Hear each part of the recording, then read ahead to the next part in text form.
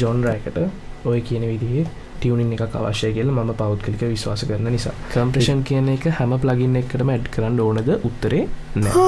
ඔයාලට බැලුවල්මට පේනවාද මම ටිකක් හෙවි කම්ප්‍රෙස් කරන්න ආසයි. ඒක මගේ කැමැත්ත. සමහර අය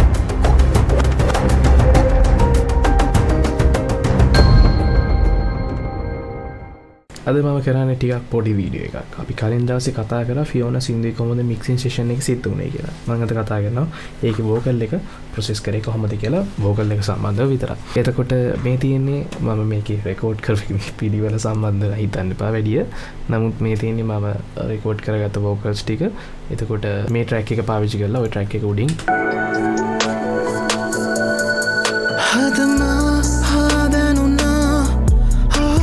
ඔය විදිහට තමයි වෝකල්ස් ටික රෙකෝඩ් කරගෙන තියෙන්නේ. තා මේකේ මම කතා කරනවා කොහොමද මේ ටික මම පාවිච්චි කරේ තාම වැදගත් විදිහට සහ මගේ සින්දුවට අවශ්‍ය වෙන විදිහට කොහොමද වෙනස් කරගත්තේ කියලා. අපි ඉස්සෙල්ලා බලමු මේ තියෙන වෝකල්ස් ටික අපි කිසිම ප්‍රොසෙස් එකක් නොකරොත් එහෙම කොහොමද ඇහෙන්නේ කියලා. සිතනවා තුන් කල්පුරා හවස් දවස් කෙවිලා දිනත් සතිත් මැකිලා. මේ තියෙන්නේ ඔය මම පාවිච්චි කරලා තියෙන වෝකල් එක. මම රෙකෝඩ් කරගත්තේ ඔය ටික නෙමෙයි. මේ උඩ කොටස් තියෙන්නේ. ඔය ටික තමයි මම රෙකෝඩ් කරගත්ත වෝකල්ස් ටික. ඒ කියන්නේ මයික් එකෙන් ඩිරෙක්ට් ඉන්පුට් එකක් විදිහට අරන් රෙකෝඩ් කරගත්ත අමුවෙන්ම තියෙන ටික ඒ ටික. හැබැයි ඊට පස්සේ මම කරපු දෙයක් තමයි ඔය ඔක්කොම ටික එක ලේයර් එකක් විදිහට එක්ස්පෝර්ට් කරලා අරගෙන සම්පූර්ණ මම වෝකල්ස් රෙකෝඩ් කරපු ටිකම එකක් විදිහට හදලා අරගෙන ඒක වෙනම මේ විදිහට පාවිච්චි කරලා තියෙනවා. මම මේ පාවිච්චි කරලා තියෙන වෝකල් එකේ මම වෙනම අවශ්‍ය විදිහට පිච් එක ඔක්කොම ආපහු සැරයක් එක නෝට් එකකින් නෝට් එක වෙනස් කරගෙන තියෙනවා. ඒ කියන්නේ වෙනස් කරගෙන කියන්නේ මේ මහලු කොට නෙවෙයි. නමුත් ඇකියුරේට් කරන්න ඕන විදිහට පිච් එක නිවර්ති කරගෙන තියෙන්නේ. සහ ඔයාලට ඇහෙනවා නම් මේක ඕවර් ටියුන් වෙච්ච ගතියක් ඇහෙන ඇති. ඒ කියන්නේ සාමාන්‍යයෙන් අර පොඩි අපි කියන්නේ රොබෝ වොයිස් එකක් වගේ එකකට වගේ තරමකට ටියුන් වෙච්ච එකක් ඇහෙන ඇති. ඒක මං හිතාමතාම වැඩිපුර ටියුන් කරන දෙයක්. මොකද හේතුව මේ මම දැන් මේ පාවිච්චි කරන ජොන්රා එකට ඔය කියන විදිහේ ටියුනින් එකක් අවශ්‍යයි කියලා මම පෞද්ගලිකව විශ්වාස කරන නිසා. ඒක සමහර කෙනෙක්ගේ අකමැත්තක් වෙන්න පුළුවන්. නමුත් මම ඒකට ආසයි. ඒ කියන සත්‍යෙට. ඒ නිසා තමයි මම වැඩිපුර ටියුන් කරලා තියෙන්නේ. ඒකට මම ඒක ගැන වැඩියෙන් කතා කරන්න යන්නේ නැහැ. මොකද මේක සෑහෙන වෙලාවක් යන වැඩක්. මේ ටියුන් කරනවා කියන එක. එතකොට මම මෙතෙන්දී නම් මේ පිච් කරගත්තේ මේ FL Studio එකේම software එකකින්. නමුත් මම දැන් පාවිච්චි කරන්නේ Melodyne එක. මේක පරණ project එකක් අවුරුදු එකමාරකට දෙකකට කලින් project එකක්. එතකොට ඒ නිසා මේකේ ටියුන් කරලා තියෙන මේ විදිහට. කොහමද ටියුන් කරගෙන අරගත්තු වෝකල් එකේ මම ඊළඟට කරගන්න දේ තමයි පේනවාද මේ පොඩි ස්පයික්ස් වගේ තියෙනවා. ඔය තියෙන්නේ මගේ වෝකල් එකේ මම හුස්ම ගන්න තැන් ටික. හරි ඇහෙනවා ඇති. එතකොට ওই හුස්ම ගන්න තැන් ටික සින්දුවට බාධාවක් වෙන නිසා මම මේ විදිහට ඒවා අඩු කරගෙන තියෙනවා හුස්ම ගන්න සත්. දැන් මේක ඔටෝ කරන්න ක්‍රමයක් තියෙනවද? ක්‍රම තියෙනවා. නමුත් ඒක 100%ක් ඇකියුරේට්ද? it depends. ඒකට හේතුව තමයි අපි මේ සිං කරන විදිහත් එක්ක දැන් මම මොකක් හරි ප්ලගින් එකකට දෙනවා නම් මේකේ හුස්ම ඔටෝම අඩු කරන්න කියලා. ඒකට එයා මොකක් හරි ඇල්ගොරිතම් එකකටනේ වැඩ කරන්නේ. සමහර විට මගේ ශබ්ද නැත්තම් හයන්න වගේ දේවල් වගේ ශබ්ද කරනකොට ඒකත් හුස්මක් විදිහට එයා ඩිටෙක්ට් කරලා අයින් කරගන්න ඉඩකඩ තියෙනවා. නමුත් සමහර තැන්වලදී කෙලින්ම ප්ලගින් එකක් පාවිච්චි කරලා හුස්ම අඩු වැඩි කරගන්න පුළුවන්. හැබැයි මෙතෙන්දී මම ඒක මැනුවලි එකින් එක කරගෙන තියෙනවා. ඊට පස්සේ ඔන්න එනවා මගේ වෝකල් එකේ ප්‍රොසෙසින් පාර්ට් එකට සහ ඕගනයිසින්. දැන් මේ සින්දුවේ මේ සිං කරලා තියෙන හැම එකකම මම ෆයිනල් එක්ස්පෝර්ට් කරගන්න කලින් එකක් විදිහට මේ තාම ආසන්නයටම ඔක්කොම කෑලි කපාගෙන තියෙන්නේ. හරි. නැත්නම් දැන් මේකේ රෙකෝඩින් ෆයිල් එක මීටර දිගයි මේ විදිහට තියෙන්නේ. නමුත් ඒක අර විදිහට වෙන කිසිම සද්දයක් ඇහෙන්නේ නැති විදිහට කපාගෙන අනම්මනම් කරගෙන මේ ඔටෝමේට් කරගෙන ඒ විදිහට හදාගෙන තියෙනවා. හරිද? ඒ විදිහට ක්ලීන් කරගන්න ඕන. ඕක අපි මික්සින් නෙමෙයි එතනදී තියෙන්නේ එඩිටින් පාර්ට් එක. Audio editing. එතකොට ඒ ඔඩියෝ එක එඩිට් කරගෙන ඉන්න ඕන. ඒ එඩිට් කරගෙන ඉවරලා තමයි අපි මික්ස් කරන්න පටන් ගන්නෙ. මම පළවෙනියට කරන දෙයක් තමයි ওই වෝකල් එකට ඇඩ් කරනවා තව ටියුන් එකක්. හරිද? කියන්නේ මැනුවල් මන් ටියුන් කරලා ඉවරලා ඊට පස්සේ ඇන්ට්‍රාස්ලාගේ ඔටෝ ටියුන් එකකුත් ඇඩ් කරනවා. එතකොට ඒකේ මගේ සින්දුවට අදාළ ස්කේල් එක දීලා සහ කොච්චර ස්පීඩ් එකකින් රීටියුන් වෙන්න ඕනද කියලා දීලා ආදරේ වේදනා. එතකොට ඔය තියෙන්නේ දැන් වෝකල්ස් වලට විතරක් ඇඩුනාට පස්සේ ඊළඟට මම කරන දෙයක් තමයි කම්ප්‍රෙස් කරගන්න එක. මොකද්ද කම්ප්‍රෙෂන් කියලා කියන්නේ? අපි සාමාන්‍යයෙන් කම්ප්‍රෙෂන් කියන එක හැම ප්ලගින් එකකටම ඇඩ් කරන්න ඕනද? උත්තරේ නැහැ. හැබැයි ඒක අවශ්‍යද? ඒක අත්‍යවශ්‍යයි. එතකොට ඒක අත්‍යවශ්‍යම එකක් තමයි වෝකල් එක කියලා කියන්නේ. දැන් සාමාන්‍යයෙන් හිතන්න ඩ්‍රම් එක හරි නැත්නම් ස්නේහා ෂොට් එකක් හරි හයි හෙට් එකක් හරි අපි ඒක ඩිජිටලි ඇඩ් කරනවා නම් ඔයා මොකක් හරි සාම්පල් එකක් අරගෙන දානවා නම් ඔයා කම්පෝස් කරනකොට ඒකේ අර දැන් හිතන්න එකම කික් එක මම 4 පාරක් කොපි පේස්ට් කරනවා. ඕකේ ඩයිනමික් එකක් නැහැ. උස්පත් වීමක් නැහැ. ඒ කික් එක ඇහෙන එකම සද්දෙන්. හැබැයි ඕකම ඩ්‍රමර් කෙනෙක් ප්ලේ කරොත් මොකද වෙන්නේ? එයාගේ කික් එක එයාගේ කකුලේ වේට් එකත් එක්ක ඒ වෙලාවට එයාගේ ඇඟේ තියෙන රිද්ම් එකත් එක්ක වෙනස් වෙන්න පුළුවන්. කික් එකේ සද්ද වැඩි වෙන්න පුළුවන්, අඩු වෙන්න පුළුවන්, වෙනස් වෙන්න පුළුවන්. ඒකේ පොඩි තියෙනවා ඩයිනමික් එක. හරිද? එතකොට සමහර තැන්වලදී ඩයිනමික් එක ලස්සනයි. සමහර තැන්වලදී ඩයිනමික් එක අපිට පොඩ්ඩක් පාලනය කරන්න සිද්ධ වෙනවා. ඔන්න ඔය වගේ තැන්වලදී තමයි අපි කම්ප්‍රෙසර් එකක් යූස් කරන්නේ. දැන් ඔයාලට මතක නම් මම කලින් මික්සින් සෙෂන් එකේ මගේ අර සින්දුවේ තිබුණු ඉන්ස්ට්‍රුමන්ට් එකකටවත් මම කම්ප්‍රෙසර්ස් පාවිච්චි කරලා තිබුණේ නැහැ. ඒක අවශ්‍ය නැහැ. මොකද ඒක ඩිජිටල් නේ තියෙන්නේ. ඒක එකම උසක තියෙන සද්දයක් තියෙන්නේ. සද්දේ උස් පහත් වෙන්නේ නැහැ. හරි?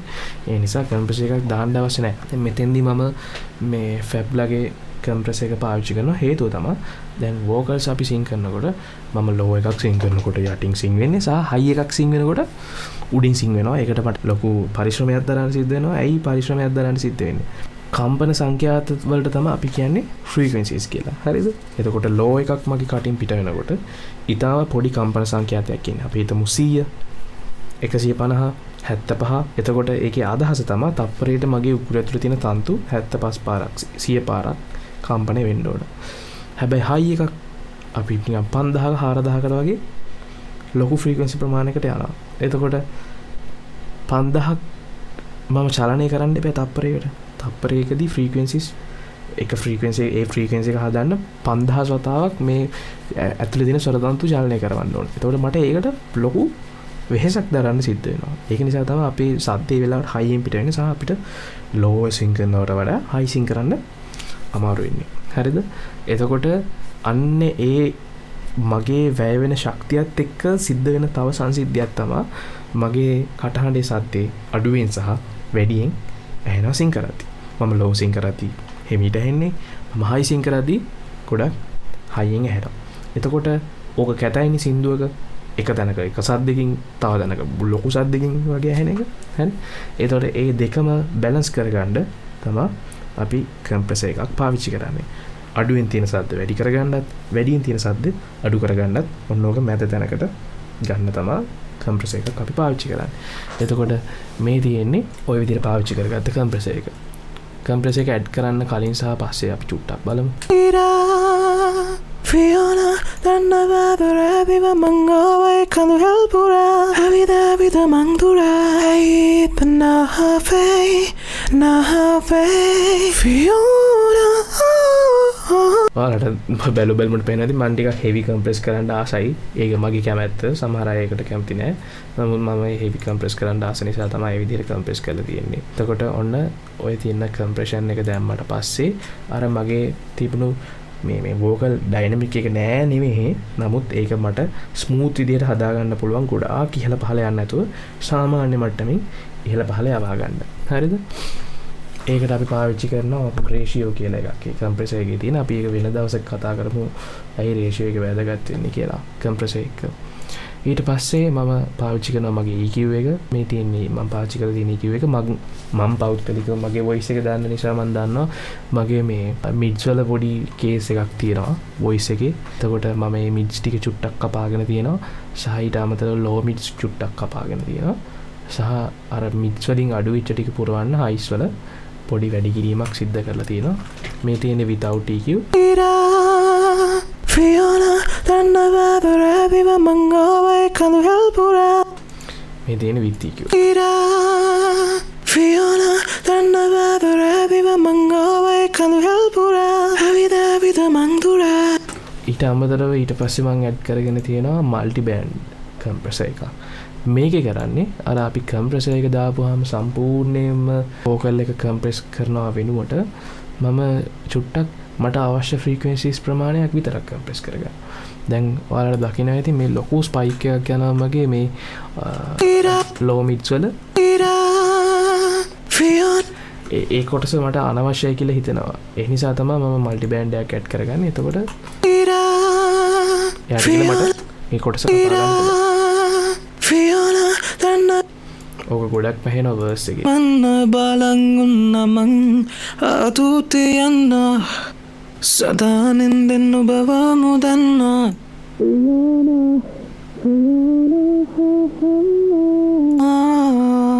ඊට පස්සේ මම ඇඩ් කරගන්නවා නැවත වතාවක් මේකට මං කියන්නේ අපි කියනවා සර්ජිකල් EQ එකක් කියලා. සර්ජිකල් EQ එකක් කියන්නේ මේ ෆ්‍රීකවෙන්සිස් ඉතාම හෙමින් අහලා අපි කිංක චුට්ට අහලා කනට අමිහිරීම තැන් ටිකක් තියෙනවා නම් ඒ ටික අයින් කරගන්නවා. දැන් මේකම කරන්න පුළුවන් සූට් වගේ ප්ලගින් එකකින්.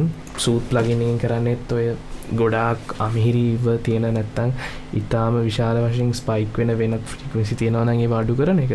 හැබැයි ඒකෙදි මට හිතෙනවා සමහර වෙලාවට අපිට ඕනේවත් අයින් වෙනවා කියලා. ඒක නිසා මම වෙනම එකින් එක මේක උස්සලා අහලා මේ විදියට මන්න බලන් උන්නමං අතුතේ යන්න පේනවනේ. එතන අහන්න අමාරුයි. ඒ නිසා තමයි අඩු කරලා තියෙන්නේ.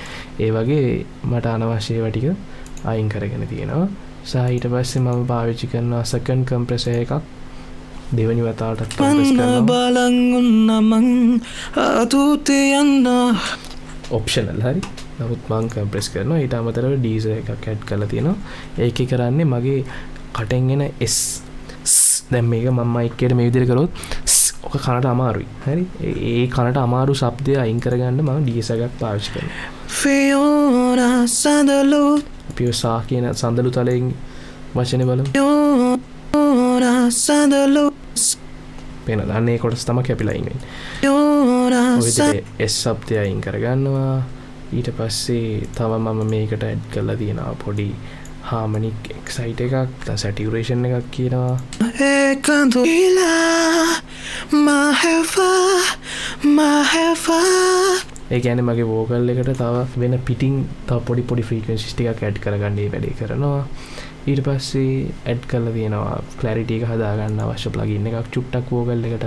සහ මම මේක අවශ්‍ය නැහැ. නමුත් මම පාවිච්චි කරනවා RX ලගේ මවුත් ඩීක්ලික් එක. මොකද මේකෙන් මේ අර අපි කටේ ඉන් කරද්දී එනවා. ඒක හිතලා කරන දෙයක් නෙවෙයි. පොඩි කෙල වලින් හරි අනම්මනන් තොල් වදිනකොට සද්ද එකක ඔය වගේ සද්ද. හරි. එතකොට අන්න ඒවා අයින් කරගන්න පුළුවන් ප්ලගින් එකක් ඕක. මම ඒකත් පාවිච්චි කරනවා. ඔය විදිහට තමයි මගේ මේ වෝකල් චේන් එක සිද්ධ වෙන්නේ. ඔය ඔක්කොම කරාම ඔය වගේ වෝකල් එකක් මහෆා එක්ටම් පීරා ෆියෝනා ඔය විදිහට තමයි මම වෝකල් එකක් ප්‍රොසෙස් කරන්නේ. සමහර විට මේක වෙනස් වෙනවා වෙන සින්දුවක් නම් මේ සින්දුවේ ජොන්රා එක සහ ස්ටයිල් එක ඔය කියන කාරණා මත ඔය වගේ එකක් තමයි දැනට ප්‍රොසෙස් කරලා තියෙන්නේ. හැබැයි වෙනත් සින්දුවක ඕක ඔය විදිහට වඩා තව ටිකක් වෙනස් වෙන්න පුළුවන්. අපි තව වීඩියෝ එකකින් හම්බෙමු. ආයෙත් මික්සින් ගැන කතා කරමු. එතකන් බයි.